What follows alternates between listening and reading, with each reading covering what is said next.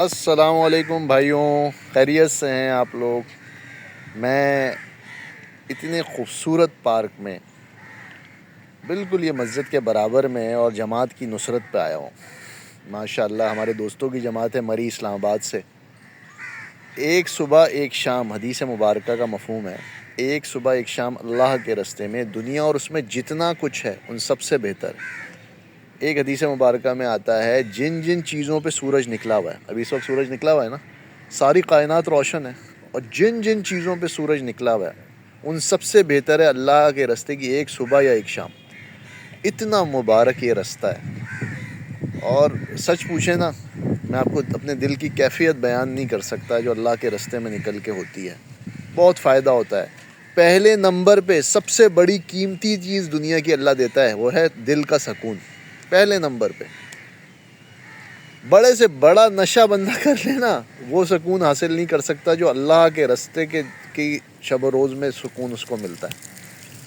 مسجد میں رہتا ہے، اللہ کا مہمان ہوتا ہے۔ آپ سوچیں نا، ایک شخص کو کوئی کسی کا مہمان بننا ہے، کچھ ایسے لوگ ہوتے ہیں جس کو آپ ہاتھ ملا کے ہی گھر سے باہر ہی رخصت کر دیتے ہیں، سلام دعا صرف کرتے ہیں۔ کچھ ایسے لوگ ہوتے ہیں جن کو آپ چائے کے لیے پوچھتے ہیں کہ آئیں یار گھر میں بیٹھیں، کچھ چائے پانی ہو جائے۔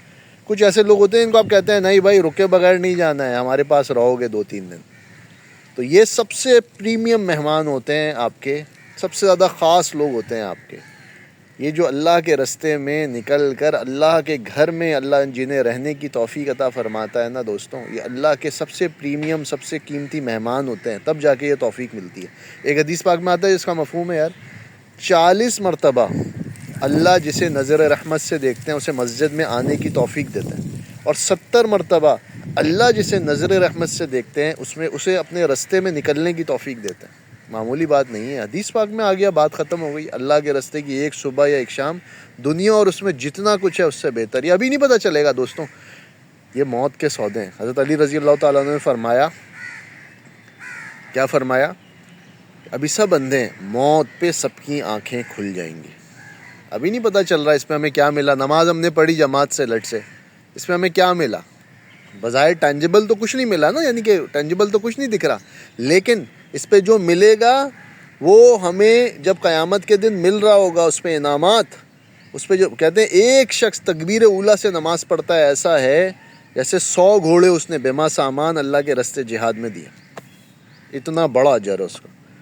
تو اس پہ جو ملے گا دوستوں، وہ میں اور آپ سوچ نہیں سکتے اس پہ مجھے اور آپ کو کیا ملے گا۔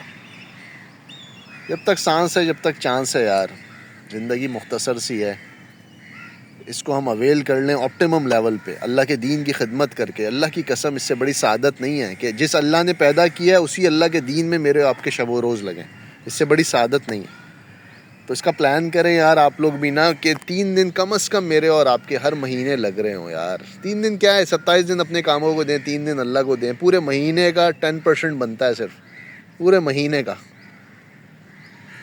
جس اللہ نے سب کچھ دیا یار، اس کو کیا ہم مہینے میں 10% بھی نہیں دے سکتے دوست؟ تو کم از کم یہ ہے یار 3 دن میں اور آپ لگائیں ہر مہینے، نہ 3 دن نہیں لگ سکتے نا 2 دن لگائیں، لیکن لگائیں 2-3 دن ہر مہینے لگائیں۔ اس سے بندہ بالکل چارج ہو جائے، جیسے ہمارے موبائل فون کو چارجنگ کی ضرورت ہوتی ہے نا، پھر پورا دن چلتا ہے، چارج نہ کرو تو ڈیڈ ہو جائے گا، بالکل اسی طرح ہمارے ایمان کو بھی چارجنگ کی ضرورت ہوتی ہے۔ دین ایمان کی بات سنتے ہیں، ایک چارجنگ پیدا ہوتی ہے، فضائل سنتے ہیں کہ یار اس پہ ہمیں نماز پہ یہ ملے گا، ذکر پہ یہ ملے گا، اللہ کے راستے میں نکلنے میں یہ ملے گا، پھر ہم اس کو دوسروں کو بتاتے ہیں، خود بھی اس پہ عمل کرتے ہیں، دوسرے ہمارے ذریعے سے عمل کرتے ہیں۔ حدیث پاک میں آتا ہے اچھائی کا کہنے والا اچھائی کرنے جیسا ہے، نیکی کا کہنے والا نیکی کرنے والے جیسا ہے۔ یعنی میں خود تو یار ایک ہی ظہر پڑھ سکتا ہوں نا، مجھ پہ ایک ہی ظہر کی نماز فرض ہے، لیکن میں نے 10 لوگوں کو نماز پہ لگا دیا، تو ان سب 10 کی کامل ظہر کا اجر مجھے ملے گا۔ میں نے تو پتہ نہیں کیسی نماز پڑھی ہے، اس کا کیسا اجر ہو، لیکن وہ جو 10 لوگ نماز پڑھ رہے ہیں نا، اور اللہ پاک نے مجھے ان کا ذریعہ بنایا، اس کی کامل نماز کا یار مجھے پورا اجر دیا جائے گا۔ اور یہ ابھی پتہ نہیں چلے گا، اللہ کی قسم آنکھ بند ہوگی جب حقیقت کی اصل آنکھ کھلے گی۔ یہ تو ٹیمپریری لائف ہے یار، ہمارے باپ دادا چلے گئے، ہمیں بھی چلے جانا ہے۔ جب ہمیں اس پہ مل رہا ہوگا تو ہم سوچیں گے، یہ قرآن پاک میں بھی آیا ہے کہ بندہ اپنا ہاتھ چبا جائے گا، یہاں سے انگلی سے چبانا شروع کرے گا، پورا ہاتھ چبا جائے گا، صرف اس وجہ سے کہ میرا ایک لمحہ بھی اللہ کے ذکر کے بغیر دنیا میں گزرا کیوں، اس پہ جب انعامات اکرام اسے مل رہے ہوں گے۔ تو سوچیں جو اللہ کے رستے میں خروج کرے گا، دعوت اللہ کی محنت کرے گا، اللہ اس پہ اسے کیا دے. تو یار اس کا پلان کریں انشاءاللہ، ٹھیک ہے نا. دعاؤں میں اپنی یاد رکھیے گا. بہت خوبصورت یہ پارک ہے، یہ آپ دیکھیں ماشاءاللہ ماشاءاللہ. ابھی ہم نے ظہر پڑھی ہے، تعلیم ہوئی ہے، پھر آ کے تھوڑی دیر میں یہاں پہ بیٹھا ہوں. میں نے کہا آپ لوگوں سے بھی عرض کروں، دعاؤں کی درخواست ہے آپ لوگوں سے کہ یہ جو شب و روز گزر رہے ہیں اللہ ہمیں اور آگے بڑھنے کی توفیق عطا فرمائے. اصل آخرت ہے یار، یہ تو ختم ہونے والی زندگی ہے، بہت جلدی اللہ کے پاس جانا ہے، وہاں پہ جا کے انعامات لینے ہیں. جو اس زندگی میں اللہ کے رستے میں وقت لگ جائے گا، نیک اعمال میں وقت لگ جائے گا، اللہ کے دین کے غلبے کے لیے وقت لگ جائے گا یار، وہی وہاں کل قیامت کے دن کام آئے گا. حدیث پاک میں آتا ہے، اس کا مفہوم ہے جو دنیا میں جس کی مشابہت اختیار کرے گا فہو منہم، کل قیامت میں انہی کے ساتھ اس کا حشر ہوگا. تو اللہ کے رستے میں نکلنا انبیاء علیہ الصلوۃ والسلام اور صحابہ کی مشابہت ہے دوستوں. اس پہ پکا یقین رکھیں انشاءاللہ. یہ حدیث پاک ہے بھائی کہ جو جس کی مشابہت اختیار کرے گا اسی کے ساتھ حشر ہوگا. پکا یقین رکھیں انشاءاللہ کہ ہمارا حشر بھی انشاءاللہ حضرات انبیاء علیہ الصلوۃ والسلام اور صحابہ رضوان اللہ تعالی اجمعین کے قدموں میں ہوگا. جزاک اللہ.